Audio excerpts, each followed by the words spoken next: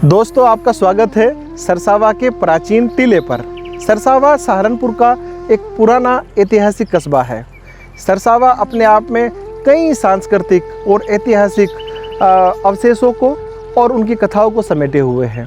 हम कुछ इसकी घटनाओं की, इसकी कथाओं की, इसके पीछे जुड़ी हुई कहानियों की बात आपसे करेंगे।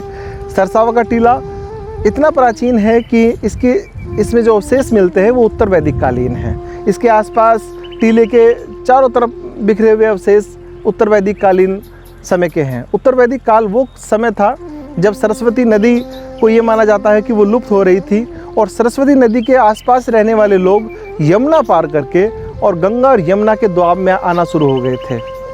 तो यमुना के पास में सहारनपुर में सरसावा, बेहट, देवबंद, गंगो, ये तीनों ऐसे कस्बे हैं जिनके आसपास प्राचीन संस्कृतियों के अवशेष मिलते हैं। और इन 3-4 क्षेत्रों में जो भी प्राचीन संस्कृतियों के अवशेष मिलते हैं वो सब एक समान हैं। वहाँ से मिलने वाले मिट्टी के बर्तन, वहाँ से मिलने वाली ईंटों के अवशेष, वो सब एक जैसे हैं।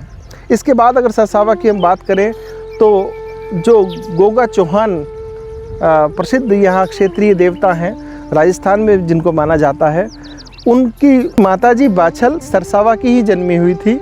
उनका जन्म सरसावा का था, ये कथा आती है उसमें। इसके बाद अगर हम बात करें तो गजनवी का एक आक्रमण हुआ था 1019 में, वो सरसावा पे हुआ था। 3 दिन तक यहाँ मारकाट हुई, यहाँ लूटमार हुई, उसके बाद सरसावा को लूटा गया। इसके बाद फिरोज शाह तुगलक से भी सरसावा का इतिहास जुड़ा रहा। वो ऐसा कि जो टोपरा का अशोक स्तंभ है वो सरसावा के पास जो यमुना नदी थी, जब पहले नज़दीक बहती थी तो वो उसी के माध्यम से दिल्ली गया था।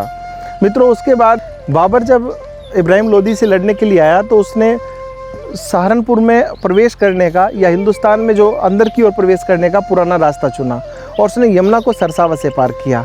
सरसावा में आज भी उस जगह का नाम पड़ाव ही है। तो बाबर जब यहाँ आया तो उसने इस जगह को बड़ा खूबसूरत पाया। ये उसने वर्णन किया है अपने बाबरनामा में। बाबरनामा में जिक्र है कि बाबर का एक सिपह सालार था ताऊदी बेग खाकसार। ताऊदी बेग खाकसार को भी एक खूबसूरत जगह लगी और बाबर ने ये कहा कि भाई इसके मालिक तुम हुए, तो वो ताऊदी बेग खाकसार यहीं पर रहने लगे। तो ये बड़ी महत्वपूर्ण इसमें कथा जुड़ जाती है। तो इससे हमें पता चलता है कि सरसावा का महत्व क्या था। जितने भी आक्रमणकारी आए, गजनवी, बाबर, तैमूर वापस यहीं से गया, तो वो इसलिए गया क्योंकि ये हिंदुस्तान में प्रवेश करने के लिए यमुना को पार करने के बाद भी बड़ा महत्वपूर्ण स्थान था। अकबर के समय भी सहारनपुर बड़ा महत्वपूर्ण स्थान रहा। अकबर के समय ये स्थान एक किले का रूप में हुआ करती थी। किला पहले बहुत प्राचीन था, आसपास और संस्कृति के अवशेष आप देख ही रहे हैं। तो इस किले में सैनिक रहा करते थे, यहाँ घुड़सवार रहा करते थे और वो क्षेत्र से जो लगान प्राप्त होता था वो यहाँ पे इकट्ठा किया करते थे। और यमुना पार करके सुरक्षा का भी एक महत्वपूर्ण केंद्र ये था। दोस्तों देखिए, सरसावा के टीले पर क्या क्या चीज़ें महत्वपूर्ण हैं। ये मेरे हाथ में एक ईंट का कुछ टुकड़ा है और ये एक अलग प्रकार की ईंट है। सरसावा के इस टीले से कई प्रकार की संस्कृतियों के अवशेष मिलते हैं। इस ईंट से आप देख सकते हैं ये पतली है और चौड़ाई में भी बहुत ज़्यादा नहीं है। वर्तमान की ईंटों से बहुत प्राचीन है। पीछे पूरी आप ईंटों का ढेर देख सकते हैं, ये लगा हुआ है। पूरा निर्माण कोई रहा होगा यहाँ पर। और हम दूसरी ओर जाएंगे तो आपको दूसरे आकार की ईंट वहाँ पर देखने को मिलेगी।